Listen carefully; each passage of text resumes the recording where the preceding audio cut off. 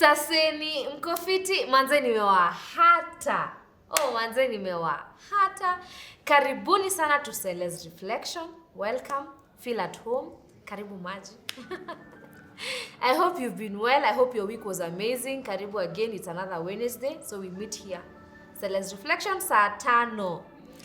Na nilisema tangu tutoke ile sabbatical leave nilisema hakuna mchezo na content. Yani content, hot content after hot content. I hope by then mlienda kufanya mapap smear ama you're planning to after that discussion we had. So I hope you're gifting yourself by doing what is right for your body. If hata kama utaenda, at least you're planning to. Kabla hii mwezi ishe October, I hope utaenda. So a few weeks ago, siwezi sema ni exactly which month, but a few weeks ago tulifanya, I was here alone. Okay, si hapa, but tulifanya episode ya Nannies. Well, ilienda hivyo Nannies because I was sharing my stories with Nannies. But then today niko na guest mwenye, we are not going to talk about Nannies. We are going to talk about domestic managers. Domestic managers, sasa Nannies ako hapo. So ni wengi. So we are going to talk about our domestic managers. Anatuelezea, jopo kwa comments, luckily most of the comments walikuwa nasema, they are lucky they have had nannies. I was happy to see nannies on the comments. Wakisema, wow, my manager is good, my boss is good, tumekuwa kaa family. I was happy for that. Asanteni sana. Nyinyi watu wazuri sana. But then we had questions and we had people wenye wanauliza, kwani mimi sipatangi mzuri? Shida iko wapi? Wangu alinitenda akanitenda. So juu mimi sijui, what do I do? Natafuta specialist, natafuta msee mwenye anajua hiyo line vizuri sana. And not only nannies now, domestic managers, kutoka ule wa kukamua ng'ombe, kuenda ule gate man, kuenda ule mwenye anakukatia nyasi, housekeeper, house manager, mwenye anaangalia watoto, like all those domestic managers. Nikatafuta expert akuje hapa kwa show leo, atufunze tujue what we are supposed to be doing. So today I am with MARYANN. MARYANN, karibu sana Celeste Reflection. Usiogope. Yes. I know it's your first time here. Hatukulangi watu. They are very good people. Yes. So feel at home. Thank you very much. So maybe unaweza introduce wakujue vizuri. All right. My name is MARYANN Marara, and I run a company called Yanara. It's training for domestic workers, and house managers are part of that training. And I am a trained hotelier, hospitality management, and also had done a course on training domestic workers and house managers. And yes, that's what I do. Thank you so much, MARYANN, kubali kukam. Yes. So the reason why we have MARYANN here, it's because tuko tu na maswali mingi. Kuna vitu tu mingi. Mimi niliongelea my experience. Yes. I said my experience with nannies. Luckily, I've had 2. The first one alikuja like 1 month tukaona, hey, atutatoboa. When I got my baby nikapata mwingine. Yes. She's very nice. They are best friends with Tugi. Yeah. Up to date we are with her. And kunafika mahali unaona hata si house manager, unaona uni sister. It's part of the family. Yes. Like hata usimuite nani, like this is my sister, you know, you feel like this is really part of the family. Yes. But when we were having that discussion, nilikuwa tuna vitu mingi sijui, but na feel the human side of me, yes. The human part side of me, yes. In a feel there are things that they are right to do. Yes. As much as I don't know the facts. So that's why we said, let's have someone like MARYANN, mwenye anajua the facts. Yes. So there are the do's and the don'ts. And the don'ts. Kuna rights zao wase, Yes. domestic managers. Yes. So maybe kindly take us through their rights. Tuanze tu na, okay, tuanze na the don'ts. Yes. Don't expect this from you guys. Yes. Uh-huh. The rights of domestic workers according to the Kenyan law. Yes. Yes, according to the Kenyan Act law. So, but there are not so many, but there are laws that house other little things in between. But one of the things that you need to do for them are medical cover. which is NHIF. On agreement, is it done by the employer or is it done by the girl herself? Because there's a part of the form of NHIF that says, is it employer who is paying or is it self? So on agreement between the two of you, that medical cover, is it you who does it or is it the nanny who does it? That is part of their rights. They also have rights on their off days and leave days, which is, as usual, 21 days or leave days. And then their off days should be 2 days in a week, which accumulates to about 48 hours. So on discussion, 48 hours starts from what time to what time? Does it start from Saturday morning? Does it start from Saturday evening to Sunday evening? That is not 28 hours. That is not 48 hours. That is 24. So is it Monday morning then? How does it work? But I usually tell the nannies and also the employers, sit down and agree what works for that person and what works for you. But they're entitled to 2 days off days and 21 days of leave. I didn't know 2 days. I knew 1 day. Yes, actually it's 48 hours, which is 2 days per week. That is day and night, day and night. Yes. Does it fike 48 hours? Does it fike 48 hours. So you will find some nannies will say, I should not come back on Sunday evening. I should come back on Monday morning. That is when my 48 hours lapse. From Saturday? Yes, from Saturday.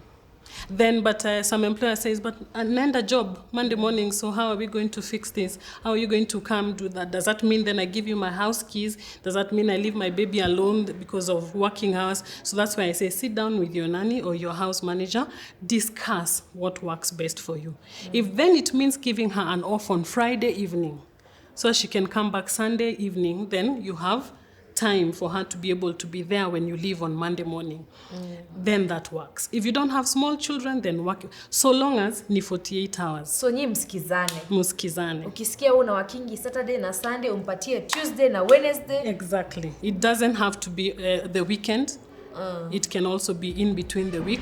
Whatever works, msikizane. Wow. But it needs to be 48 hours. They're also entitled to maternity leave. When they need, maybe you have a day bag, one who doesn't live with you, she lives with her husband or her family, and she's pregnant, she's entitled to maternity leave. And what if she's under, like she came and now she's pregnant and I have small kids? Nitampea maternity leave. If she has ama worked. Nitamwambia, this is what we do. Yes. Tell them, enda tu nitafute mwingine. Like enda tu nyumbani kwanza upate mtoto. Because again, unaona tuko kazi. Yes. Some things we are forced to. Yes. Because it's not like I'm chasing you away. Yes. Ama nakufukuza. Yes. But you see, siwezi kupewa maternity leave na niko na mtoto. So that means when you just go and look for another one. Yes, of course. Of course, they also know you need someone to shikilia them until arudi. That is if you're planning to have her back. But she's entitled to maternity leave. Whether she came pregnant or she has been working on a day basis job and she's expectant, she's entitled to maternity leave. Okay. Yes. Okay. Yes. And one other thing that they're entitled to is minimum wage and their pay on time. On time. That also, I say, is subject to discussion. What date did she start working? So ni mwisho wa mwezi 30th ama ni mwisho wa mwezi tarehe 5 ama ni 10th, you know, according to when she started. Have a discussion with her if you drew a contract with her.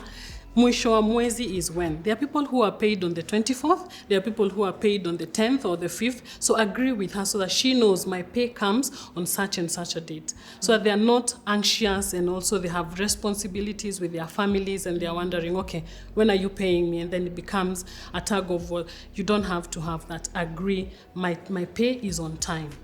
That is actually one of their rights. Pay on time. Another right that they have is enough rest hours. They're supposed to work for between 8 and 9 hours a day. That is also subject to discussion. 8 to 9 hours. Does it start from 5 or 4 a.m. or from 7 a.m.? Kuna wale wanaamkanga 5 kufua. Yes. Wanaamka 5 mapema. Yes. 5. So let's count. 5, yes. 6, 7, 8, 9, 10, yes. 11, 12, 1. 9 hours zimeisha. Yes. Kazi imeisha. Yes. Na akona mtoto hapo shule, yes. Anafaa ende mtoto shule, akuje kuchukua mboga, apike sapa, yes. Apande huko juu anue nguo, atawaka 15 hours. Yes, but now what I say, agree on those hours because hata kama ameamka 5 kufua, Then there is tea break, breakfast. There's breakfast time. Allow her some time to have breakfast. There are some who will say, mimi wacha nikunywe chai saa 4 asubuhi sana, wacha nifanye what I need to do, then I will take chai saa 4. So allow her like an hour. So that hour, you're not counting in the 9 hours. So, and then there is also lunch break. Amefanya kazi mpaka pengine saa 8, give her an hour break to have lunch, to relax, to sit down, rest her legs, and then start from maybe 2 or 3. Rest then, her legs ni kuwekelea mikukomeza. Just relax, I'm kidding. have lunch, relax, let her breathe, and then now she'll start again like an hour from there, let's say about 2 or 3 p.m. So when you accumulate those hours and allow intervals of break, also shower time. Maybe ameshinda akifua, amesweat, she needs to make dinner when she's fresh. Allow her like another 30 minutes to 40 minutes or an hour to go freshen up, shower, come ready to make dinner when she's fresh. Then when she makes dinner, allow her time also to sleep early. That is if anaamka mapema by 5 or 6 to prepare kids for school or to fua if you have a small baby, so by the time you're leaving she has enough time. So those 8 to 9 hours in between, agree the breaks in between, spread them out. Yeah, but I think the key point ni kubalianeni. Yes. You too, kubalianeni. Yeah, so long as you know what is right, then munakubaliana. Yes, how you to said spread them. We pay them on time. On time. Did you say the minimum wage? The minimum wage according to Kenyan law is 7,900 to 8,500. That is minimum. That is minimum. Ile kidogo unaweza mlipa. To domestic managers, wote. Yes. Hata ule wa ng'ombe. Yes. Also, shago. Apana, municipalities, towns and cities. Like Kuku town. Yes. So it depends with where you are again. Exactly. Sasa huko Kenya mtu mwenye ako Kitale ama tuseme huko Baringo karibu na kwetu, I would not expect my dad to pay his mtu wa ng'ombe 8,500. So that is also in the Kenyan law says from 5,000. Minimum. Oh. That is a minimum. The least you can pay that person. And you also give them these rights. Yes. The rest. Yes, exactly. There are 21 days, there are off days, there are time to rest, there are working hours also. Wacha nijiseme. Mimi, of course, I have a domestic manager. Yes. I have a nanny. Yeah. Like, sina hao wote wa ng'ombe, but nikona, at least I have one. Yes. Now, hizo vitu zote umesema sikuwa najua. Yes. Na nimezisikia. Yes. Kama hizo za minimum wage nini. But then there are things, and I love how you're saying, tuelewane sisi wawili. Yes. Because kuna vitu mimi hata nimesikia lakini ni ngumu. Kama 48 hours. Waona nilikuuliza, Yes. 48 hours sikatai, but you see venye job iko, Yes. uko Monday to Saturday. Sunday hata nakataanga kazi by the way. Yes. Sunday muse mwenyewe acha akapumzike. So venye tumekubaliana ni hivyo. Yes. So there are things that ni low, but it's not easy. Hata hizo 21 days, I can't give a whole month. Exactly. But by the hata saa zingine anakuambia mimi sitaki kuenda. Yeah. You see it's not me. Yes. Yeah. But by the end of the year atakuwa ameenda ka hizo 21 days. Yes. Juu kila holiday, a 5 week days, plus, yes, 4 days, 3 days. Pia ukimwambia ukisema tumpatie 2 days a week na kwao ni cost. Yes. Hiyo fare ya kuendanga cost kila It's saa, not possible. it's not possible. Yes, yes. So is it okay ama is it something we should write it down, because we have it by word of mouth. Yes. This is a contract. Yes. We have it by word of mouth. Yes. How am I supposed to go about it? It's important to have a written down contract because a verbal contract is not binding. A written down contract is better. It doesn't have to be anything fancy done by lawyers and all. You can just actually write it down and then have her read it. It's never too late. Maybe you never did it when she came, but my advice is always when the person is starting the job, let her know. Even when you're employed in offices, we're given a JD and you're given a contract. What is your job description? It is this. This is your contract. This is what we agree. Give the person to read if they can be able to read. If they're not able to read, I think you can find ways. If she had an agency that placed her, like mine, or if she has someone who can translate for her what it means. If it means even writing it in Swahili, whatever works, write it down, let her read it and understand that this is what my employer expects. This is what I am allowed. And then when you make adjustments in between your relationship and your staying together, when you make adjustments, note it down, write it down. It covers you and it covers her as well. True. Yes, because a verbal agreement, sometimes someone can always say, hukusema, hukuniambia. Yes. Job unaweza rukwa na mtu kama hukusign contract. Exactly. So have it written down, agree, talk about it, and it's never too late. Even if you didn't have one yourself, you can still go back, sit down with her and say, this is what I think we should have done initially. What do you think? Si atafikiria anataka kumfukuza. No, actually, put it in a positive way where they think, no, now she's become professional. Oh. And so you're taking her to another level where she actually has a contract now for her job. Oh. Yes. But then there's also something umesema, I agree. Your time, by the your time, on time. It's a good thing. Like, yes. It's a good thing because hata sisi unajuanga mshahara yangu ingia on this day. So yes. It's only fair for her to know. But sasa umesema minimum wage ya Nanny. Hata achana na wang'ombe. Nanny 8,500. Yes. Does that limit you to the amount of work she's supposed to do? Because mtu wa 8,500, it's not bad money. It's okay. Yeah. Apatiwa watoto 4, kazi ndio hii, wanafanya. Yes. But utamlipa 8,500. That is what Kenyan law says is minimum wage, but it's not what the only thing that you can give her. There are incentives, there are increments. There are nannies who are paid even up to 20,000, 25,000. So again, that is just what the Kenyan law says is minimum wage. But you can always agree, because of my job, even you know the kind of work that is in your house. You know you have 4 or 5 children. You need her to cook. You need her to run. To this camera. To run you errands. Know the kind. Yes. It's only fair. Yes, it's only fair. You know the kind of job that is in your house. You have 5 children, 4 children, 3 children. Some of them, the ages they are at, they are very hyperactive. They need a lot of attention. You know, you have a 5-bedroomed house.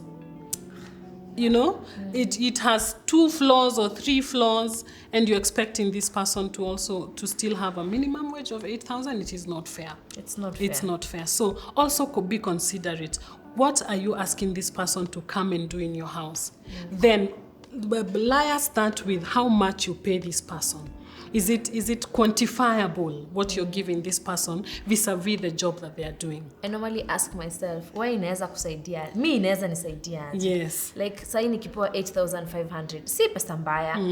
But surely a whole month umepewa hiyo kazi hiyo msichana anafanya. Yes. December peke yake, 2 weeks December. Yes. Tunachokanga. Yes. Like January we're like, I can't wait for my nanny. Yes. So you can imagine this person doing that work the entire year. Exactly. So it's only fair. Hata huyo 5,000 ng'ombe Kitale. Ng'ombe 200? No. Surely 5,000. Kwani kila ng'ombe ni 20 bob? No, it can't be. Yeah, quantify the job that you're giving them with what you're paying them.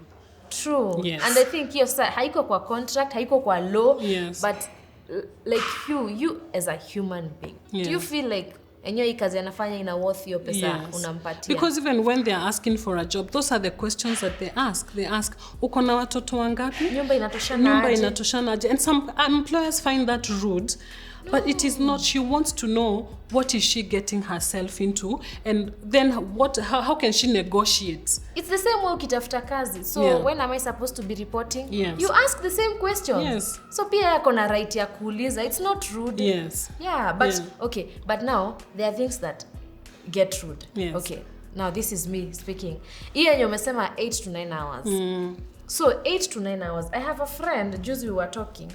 Nani wake ilifika time ya kulala akamwambia niangalilie tu, unajua sometimes unataka tu kukimbia mahali kabash. I know it's luxury but unataka tu siku moja niangalie mtoto a few hours ndakuja kaa saa 5 ya usiku, back then before COVID and yes. Alipata hata hajamwangalia dawa alikuwa apatiwe kabla lale ya kumpea kumuuliza it's past working hours. Yes. So I agree kuna law. 9 to 10 hours. Yes. But surely pia wewe mtoto wangu ujampea dawa juu it's past working time. Ya kazi ilisha. Si pia hapo that's why I say a relationship with a domestic worker should be handled like a relationship like any other. Sit down with this person, agree. This is what I have to do. I know it is your past working hours. Please, I need to rush to certain place. It could be work, it could be family, it could be leisure. But agree with this person. Talk her. Don't expect her to, in any way, she will work. No. Sit her down, tell her, today I'm going for an evening office party. You know, I'm needed at XY place. So I want you to take care of the children. I know it is past your hours, lakini niangalilie. But also when she does that, agree with her. How do you pay her overtime?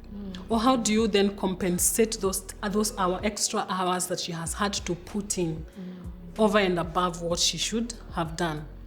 Agree. And this compensation, sometimes it can be financial, but it can also mean very many other things. You could give her a treat to do her hair. Appreciate her in many other ways. There are so many other ways you can appreciate her. Or even just when you come back, say, thank you so much that you did this for me. That sometimes is enough. I have a nanny friend of mine who tells me she misses her last employer, not the one she has now, because even if she was paying her less, she used to tell her thank you. As in, for her, that is such a big deal that her employer would tell her, asante sana. Imenikumbusha juzi, our nanny was telling Baba Tugi, kwani unashinanga kusema kila saa asante nikiwapikia chakula? Sio ni kazi yangu. Then now after you've mentioned it, I'm like, yeah. By the way, do you know, hata mimi nikiwa appreciated na mtu. Yes. Celestine, you've done a good job. Yes, you feel even good. After paying, I feel good. Yes. This person is going over and beyond just what your pay is and appreciating your job and appreciating you. So even when you give in extra hours, you don't feel like, because you know this person really appreciates. So sometimes it's not so much about the money, like the relationship you have with this person. Tell them you're grateful. Leo umeniangalilia watoto sana. You know, like the way sometimes you and your spouse or you and the person you live with, you come home and they ask you, how was your day? Or you get a text, how is your day going? Sometimes find out from your nanny when you get home or your house manager when you get home. Umeshindaje? Wewe mwenyewe uko aje? It's not about your children. Ulifua, ulipika, ulipea mtoto uji. Not that, but you yourself, how are you? Unaendeleaje? Unakaa ni kama usikii vizuri? Unakaa ni kama una furaha? How are you? Because it's a relationship you have with this person. So those appreciations and, little incentives make them feel, it's humanity. It's humanity. Exactly. Yeah. It's not also always about contract pesa. And job. Yes. And I feel like, venye tu, I keep on saying, if you will feel happy, ukifanyiwa hivyo, then do it. Yes. Muulize tu. By the way, it feels good ukiulizwa na mtu, how was your day? Umeshindaje? Like, hata kama imekuwa mbaya, hata kama haijakuwa, you feel haya. You actually care. Care, exactly. Haya. So you want to know how my day was. Yes. Yeah, other than, nakwani. But because most of us, that's what we do. Well, I ask me by the killers, hata namfuatanga bedroom kana but namlikuwa salama, uko sawa? Because hata ukiona hasikii poa, imagine nakusumbua. Yes. How am I going to leave that person with my house, with my baby? Yes. Kama naona hayuko sawa. Naona kuna kitu namsumbua. Sometimes it's psychological, sometimes it's physical, sometimes it's emotional. Care for that person, because when she is whole, then she will give you good performance. True. Exactly. True. Sasa, MARYANN, you told me you train nannies. Yes. Hapo kwa kutrain, hapo mi hata sijai train nanny. Yes. Like, they come, like me, this one, she's a mother. Yes. So when she came in, hata ni alinifunza. Mtoto unafaa umpe uji saa hii, mama Tugi fanya hivi. So, I have never trained a nanny. Yes. Wewe una train nanny. Yes. My first question was, una train nanny wa Kilimani ama wa Githurai? Yes. Like unamtrain aishi lifestyle ya huku juu ama ya kwetu Githurai. Yes. I'm not saying Githurai kubaya. I come from Githurai, but you get what I mean. Yes. You training the nanny for a 5-bedroom house, ama you also training the nanny for a 1-bedroom? We train all nannies. Actually, just like any other job where you are required to have some type of training or some type of know-how to do your job, all nannies require training. There is no school these people go so that they can come and work at your house. So all of them, ule mwenye analinda katoto kamoja in one room, na ule mwenye ako kwa 5 bedroom, 6 bedroom, 10 bedroom house, all of them need some form of training. So that then they can know these expectations that you have of them, how do they do it? It is enough, unajua zile questions employers we ask, unajua kufua, unajua kupika, but then kupika in your house is different from kupika in my house. You ask them, have you ever worked before? Ushalinda mtoto mdogo? Nililea mmoja wa 1 year, wa 2 years. So fine, then you can come to my house. That does not really necessitate that she is fit to work at your house. So she needs some form of training that suits your house. Oh, so you train per the client, as per the client. Yes. According to your house and according to your needs, according to your family needs. Because then families are diverse.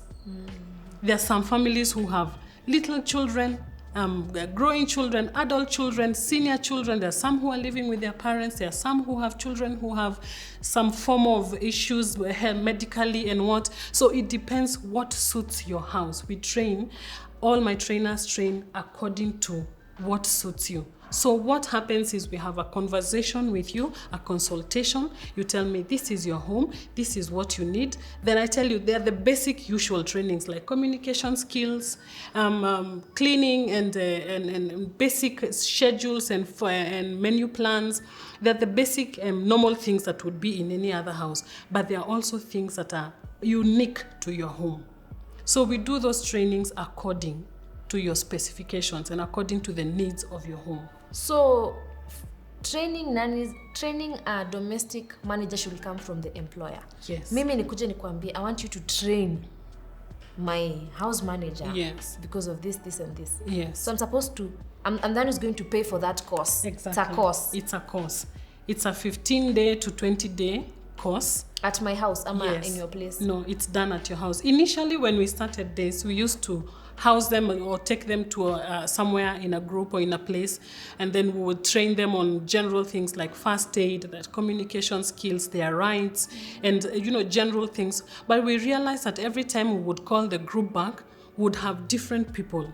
Because then the people who were there like a month before, some of them have been fired, some of them have been changed, some of them, for some reason, we always used to have new people, and we found ourselves always repeating one thing, like we always did first aid and communication skills, first aid and communication skills, but there's so many other things that you need to train these people on. So we thought, go to where they are. Because again, even that time that you are training them is like a Saturday afternoon or a Sunday, and that is when they're supposed to be enjoying their time off. So then we thought, find them where they are and train them in-house. So if I'm coming to your house and I'm coming to train your girl according to your specifications of the house, it is you who bears the cost of training. I have seen some employers who would say, what do you feel about this? Because you're going to get a certificate at the end of the training, but the certificate comes in the name of the girl. Oh, it's her, yes, to her advantage. To her advantage. So it says, what do you feel about this? Can we discuss? Can you take some responsibility? Even if it's not all, can you take some responsibility? Then you take this course seriously, that there is something that you have done to upskill or to make yourself better. So again, upon discussion, but the bigger burden is bought by the employer. Because it's to my yes. satisfaction. Exactly. So akienda kwingine anaweza katakuwa trained tena. Yes. As per that home. Yes. And you get clients anakuja anakwambia, MARYANN, I want a nanny. Yes. Unaangalia mdosi hivi unaona huyu anaongea tu lakini siwezi mletea. Siwezi because it happens. Yes. Unamletea mpaka inafika mahali. I'm sorry to say, but sometimes it's us who are the problem. Exactly. Most of the time. Yes. Venye tu alianza na kusema these people are helpers. Yes. Musaidizi. Si ati amekuja alafu muondo umpatie boma. No. Mtu amekuja kusaidia. Yes. So unfortunately sometimes ni sisi wadosi like sisi employers ndo tunakuwa na shida. Yes. So ushaifika mahali ukaangalia huyu mtu ni client wangu lakini siwezi.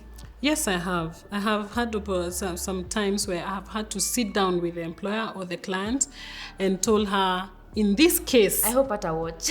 in this case, I think this is what you should do. Even if they watch, I think it's fine. You did it. You yes, did it the right way. nicely. Yes, the right way. Of course, you don't, despise them and tell them, "Ukona shida wewe, I can't deal with you," because again, it's business. And it goes beyond, because I'm passionate about this. It goes beyond just what the client is paying me. So I sat her down and told her, I don't think changing nannies is the solution here. What seems to be the problem? Because I've given you about 3-4 nannies now. And the story is always the same. Can we sit down and discuss? It's your children. It's your house. It's the way you respond to them. Children. Yes. Can we try and change that? And even try and keep the person you have now? Because she had her for about 8 to 9 months, which was the longest person who had stayed of the 4. I had to sit her down and tell her, let's rethink what the problem is. I don't think it is a nannies, because if I was going to give her a 5th one, and then the 5th one stays about 2-3 months, which for me 2-3 months is a probation time. So then it means the problem is not the helpers. It is her. So I sat her down and told her, let us train the one you have. And even if I'm training them, you need to change ABCD about your children. You need to change the way they respond to her, the way they talk to her. You need to also change the way you talk to her and the way you handle her. She didn't say, hey, it is my house. Those are my children. They can do whatever they want. Yes, but even if that is, yes, this person has come into your house to help you. Yes. To help you. Not to be, for lack of a better word, a robot, or, to clone you. Because we always say, if you want something done right, do it yourself. So she has come to help. So you cannot expect her. There's no angelic person, actually. True. Yes. So, yes, she will make mistakes, but how do you deal with these mistakes? Do you right the wrong from both sides? Because it takes 2 to make a wrong. Whether it is the issue was between her and the children, or her and the job, or her and you, the communication between you two, right the wrong from both sides. Then you will not have such a high turnover. To date, she still has that nanny she wanted to fire. She is forever grateful for that talk. Yes. Because it's true. By the way, sometimes I have a friend of mine, aki nilienda nyumba ingine, aki ya watoto. Imagine wanamchapa. Yes. Imagine wanamchapa na haezi guza, Yes. juu ako kazi, anatunza kazi yake, na haezi wasema kwa mama yake. Yes. Juu mama yake, these are my kids and this is my house. Yes. So you can imagine, even if this person aki anafanya juu anataka pesa, na juu analipwa vizuri, sometimes it's not fair. They are disgruntled, they do their jobs when they are not happy, they are not at peace. Hata kama, I like what you said, sometimes it's humanity. Yes. Ati mtoto anagonga tu msichana wa kazi, najua kwa nyumba yao ufanye kitu. Najua yeye msichana anataka tu pesa asomeshe watoto wake, anavumilia. Sometimes it's not fair. No, it is important to also talk to your children. Let them know we need to respect auntie so-and-so. She's here to help us. She makes for us good meals. She cleans our house.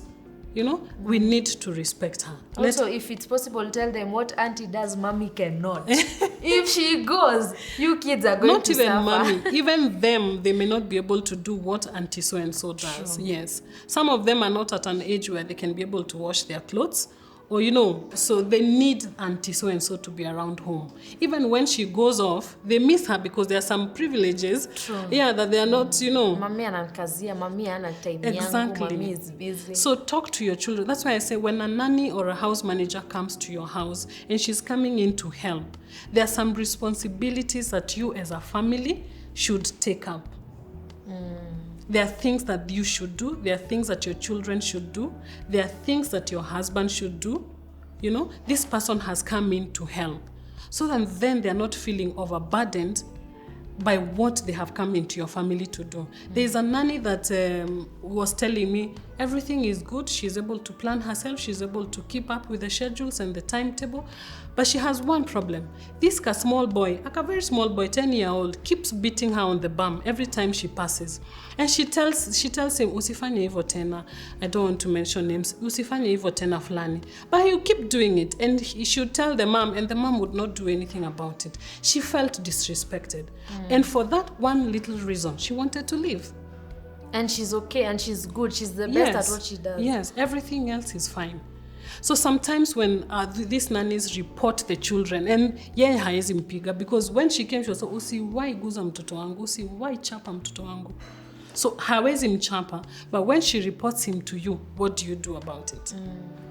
Let us also train our children to respect these people we have at home and appreciate them. And sometimes also, is a nanny allowed to say, don't do that again? And when you do that, I shall report you.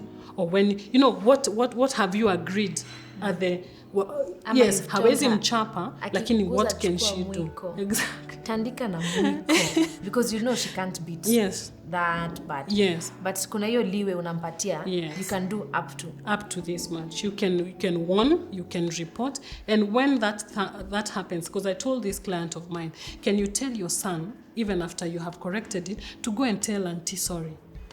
And say, I will not do it again.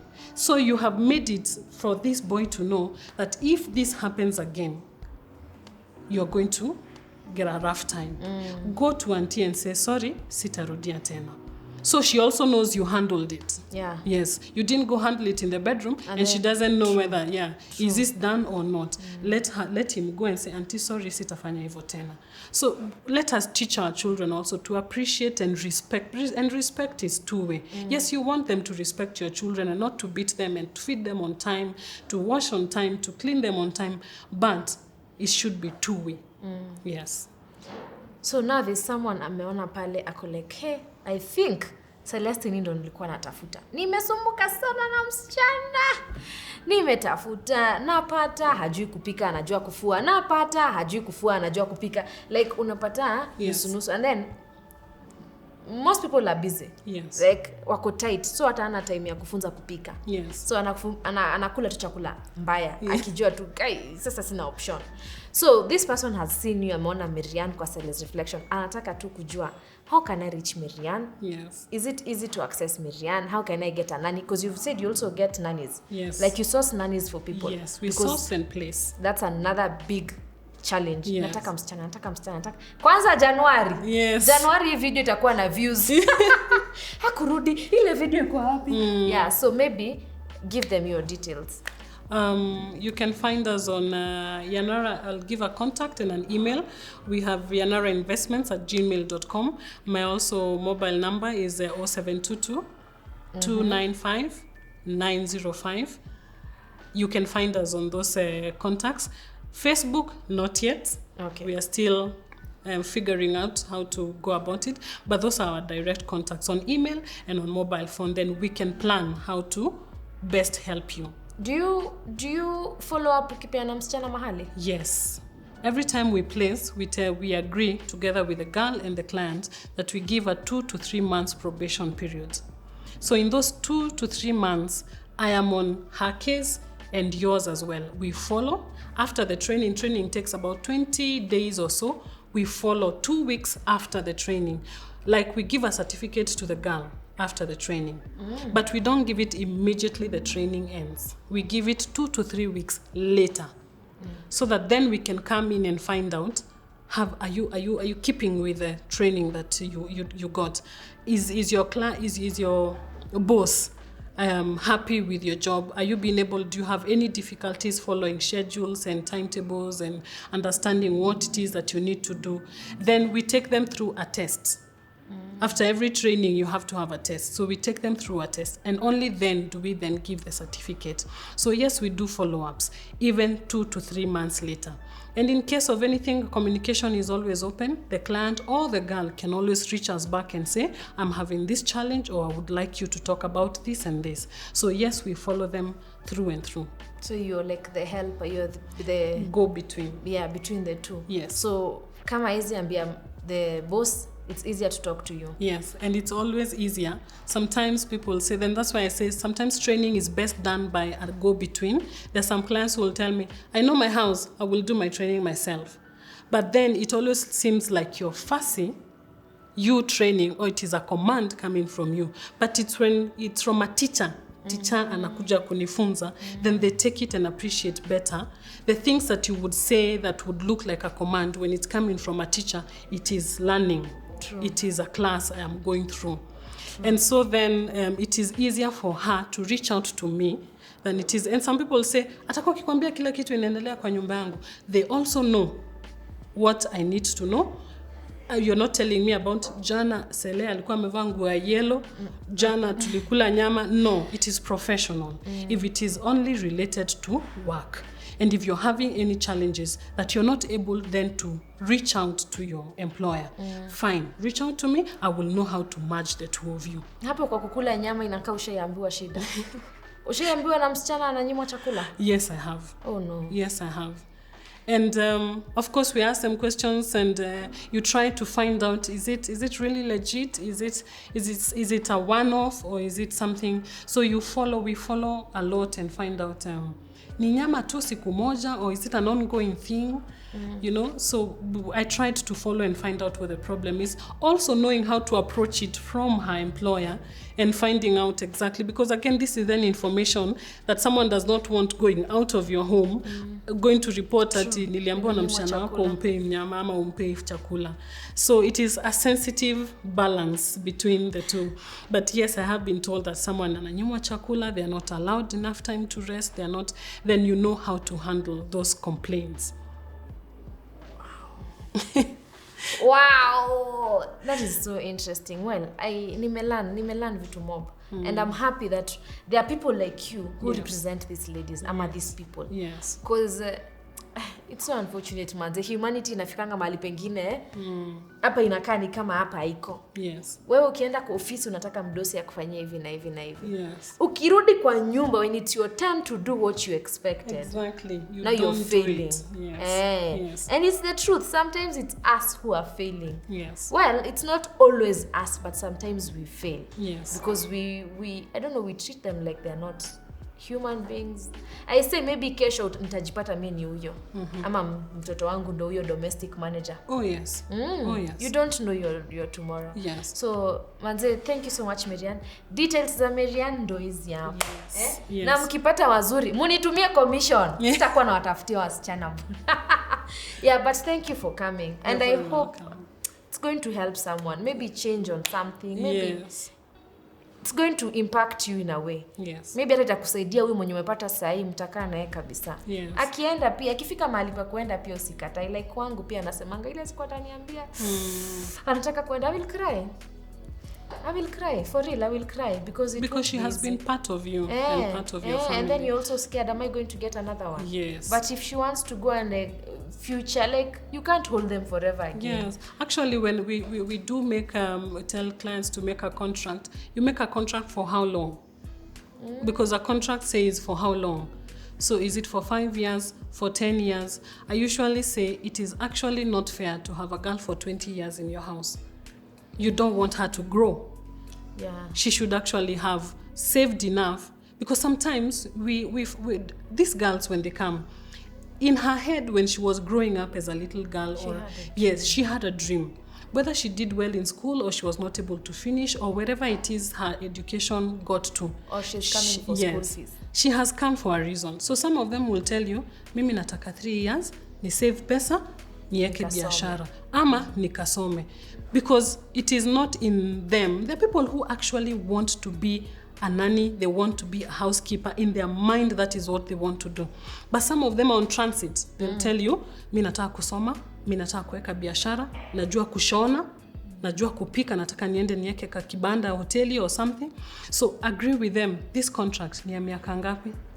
Kwa hii miaka 10, what is her budget in her mind of her business? These are the things that we talk about with them when you're training them, you know, trying to build them. Because it's not only about working in your house. What else do you have in mind that you want to do? When you save your money, nataka kuweka biashara. Hii biashara itakuchukua miaka ngapi kufanya? I mean, to raise enough capital. Because if you're earning about 10,000, unataka kuweka biashara ya about half a million or something, then that translates to how many years? And does that mean if you're earning 10,000, hutawai lisha watoto, you know, after deductions of your expenditure, then agree with them. Ini contract ya miaka 5, ini contract ya miaka 10. When they tell you after 10 years, like yours will tell you at some point, nataka kwenda nyumbani, niende nikalime. Nimechukua shamba mahali, nataka kwenda kulima. Allow them that and appreciate that they have given you 10 years or 20 years, however time they have given you. Let them grow to another stage. Yes. True. Thank you so much, Maryann. It is hard to say goodbye to them. After after 10 plus years. Yes. I think tunaweza tafuta kanyumba kingine kwenye unaenda. Tuko tunatembeleana. Yes, if you had a good relationship. Yeah, thank you so much MARYANN for coming. In case you want to reach MARYANN, numbers zake ndo hizi tena. Yes. In case you're looking for a nanny, and please just be good. Naweza penda tupate feedback mzuri kwa comments. Thank you. Now I have like 5 years from now mtu anasema imagine the lady MARYANN aliniletea, we're still together, like good feedback. Good vibes. Yes. Ikikataa pia don't force it. Yes. We're not saying it's for everyone. But thank you so much MARYANN for coming. Very welcome. At least tumejua vitu. Mingi sana. Yes. Thank you for na in case wakuja na maswali zingine, tutakuomba tu kuje tena. Yes. Always ready to help. Thank you so much. Yes, thank you for having me. Thank you guys for watching Celeste Reflection. I hope tumesaidika. Hii haikuwa ya mama, hii ilikuwa ya kila mtu. I hope tumesaidika. See you next week on Celeste Reflection. Bye.